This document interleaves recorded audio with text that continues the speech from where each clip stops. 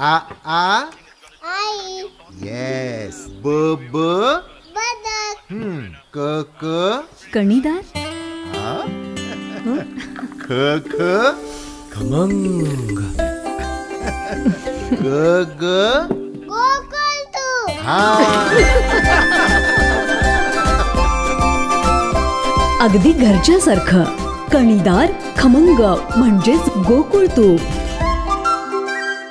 Sawantwadi Malgaon railway terminus आणि railway गाड्यांना थांबा मिळावा म्हणून रेल्वे मंत्री यांची फेब्रुवारी महिन्यातील पहिल्या आठवड्यात भेट घालून देतो असं आश्वासन केंद्रीय मंत्री नारायण राणे यांनी माजी आमदार राजन तेली यांच्या मध्यस्थीने दिलं.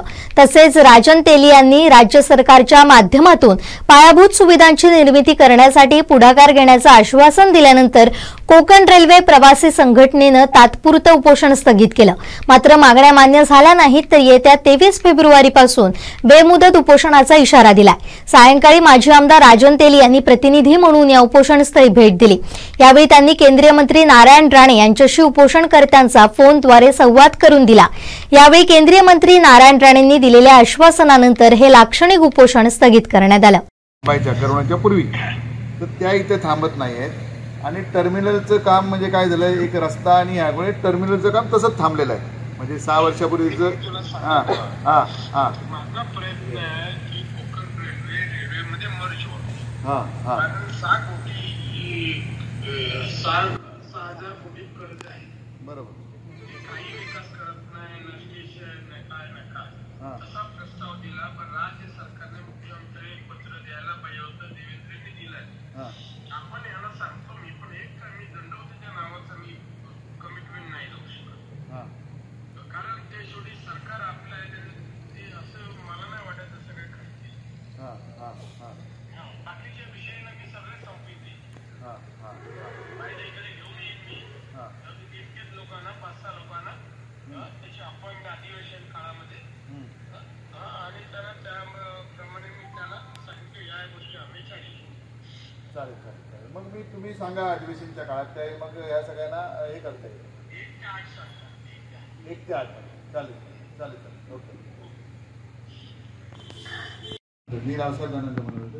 मी तुमका सांगितलं माझ्या हात काढलं 1 ते 8 मध्ये जर समजा प्रमुख लोक घेतले गेले 5 ते 6 लोक तर अगोदर वेळ घेऊन आपण रेल्वेच्या अधिकाऱ्यांना तिकडे बोलू आणि जे वैष्णव जे रेल्वे मंत्री आहेत त्यांच्याशी आपण बैठक करून विषय संपून टाकून आपले प्रयत्न असे की ती मर्ज तिकडे व्हायची. इकडे हे लॉसेस असल्यामुळे हे लोक काहीच करत नाही म्हणून ते सुद्धा प्रयत्न आपले असतात. असं 6,000 कोटी काहीतरी त्यामुळे ते काय होणार. 1 ते 8 मध्ये तुम्ही सांगा. 1 ते 8 मध्ये तुम्ही जर तारीख सांगितलं सुद्धा हे पैसे आपल्याला देता आले असते. मी ती चौकशी करतो आणि मग रवींद्र चव्हाण आज आहेतच शिल्लक त्यांच्याशी बोलून आपल्याला ह्या टर्मिनलचा मधला जो रस्ता आहे त्याला किती त्याला किती पैसे आहेत ते मला माहित नाही. मग समजा ते जर मग विचारून कलेक्टरला सांगून प्लॅनिंग मधून जरी समजा आता गेले किती 1.5 कोटी नाही जर 3 कोटीचं असेल ना तर मग आपल्याला बजेटमध्ये चव्हाण साहेबांना सांगून ते टाकावं लागेल. आत्ताच्या फेब्रुवारीच्या येणाऱ्या बजेटमध्ये 100% मी तुमच्या सगळ्यांच्या वतीने सांगेन की आपण एक नागरिक म्हणून 100% देतात. चव्हाण साहेबांना सांगून आपण ते 3 कोटी रुपये मंजूर करून 100% या ठिकाणी घेऊ एवढी खात्री तुम्हाला मी देतो. आणि पहिल्यांदा राज्यमंत्री नंतर मग देवेंद्रजी आणि CM यांची जी सामुदायिक बैठक असेल त्याची वेळ घेऊन मी तुम्हाला निश्चितपणे या ठिकाणी ह्या 10-12 तुम्ही ज्याही सांगाल तुमची जी तुम्ही सांगाल ते आपण निश्चितपणे देऊ. आणि तुमच्या ह्या सगळ्या लढ्यात कारण एक 100% एक गोष्ट चुकीची आहे. एवढी वर्ष झाल्यानंतर लढा करायला लागावा ही आपल्या कोकणाच्या दृष्टिकोनातून अतिशय खेदाची गोष्ट आहे. आणि म्हणून याच्या पुढच्या काळात हे होता कामा नये. खऱ्या अर्थाने दंडवते साहेबांचं नाव द्यायला कोणाची हरकत असायचं काही कारणच नाही. राज्य सरकार पण निश्चितपणे या सगळ्या निर्णय घेईल. कारण काय जर चिपीच्या एअरपोर्टचं जर नाव निश्चित आपलं झालं बॅरिस्टर नाथपै तर इथलं दंडवतेंचं नाव द्यायला कोणाची हरकत असणार नाही. सगळे एका पायावर तयार होतील. ते पण आपण त्या ठिकाणी आपल्या वरच्या सगळ्या नेत्यांना विनंती करू. सरकार आत्ताच राजन तेलींनी उपोषणकर्त्यांना भेट दिली होती आणि त्यांनी नारायण राणे साहेबांची, केंद्रीय मंत्री नारायण राणे साहेबांची फोनवरून संपर्क साधून आमच्याशी चर्चा घडवून आणून दिली. राणे साहेबांच्या एकंदरीत बोलण्यातून असं आलं की ह्याच्यापैकी महत्त्वाच्या ज्या 2 मागण्या आहेत, टर्मिनलची आणि गाड्या, ज्या प्रलंबित गाड्या आहेत त्या सुरू करण्यासंदर्भात, त्या मागण्या मान्य होण्यासारख्या आहेत आणि त्यासाठी केंद्रीय रेल्वे मंत्र्यांची तुम्ही भेट घेतली पाहिजे आणि ती आपण भेट घडवून आणून देतो आणि त्यांच्या समक्ष या मागण्या तुमच्या मंजूर करून घेतो असं आश्वासन दिलेलं आहे.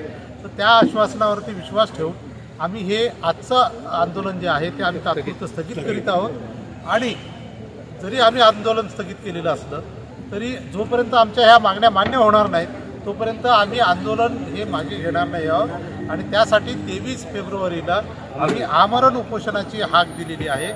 जर 23 फेब्रुवारीपर्यंत आमच्या ह्या सगळ्या मागण्या किंवा महत्त्वाच्या मागण्या मान्य झाल्या तर आम्ही ते 23 एप्रिलचं आंदोलन काय करायचं याबद्दल आम्ही निर्णय घेऊ.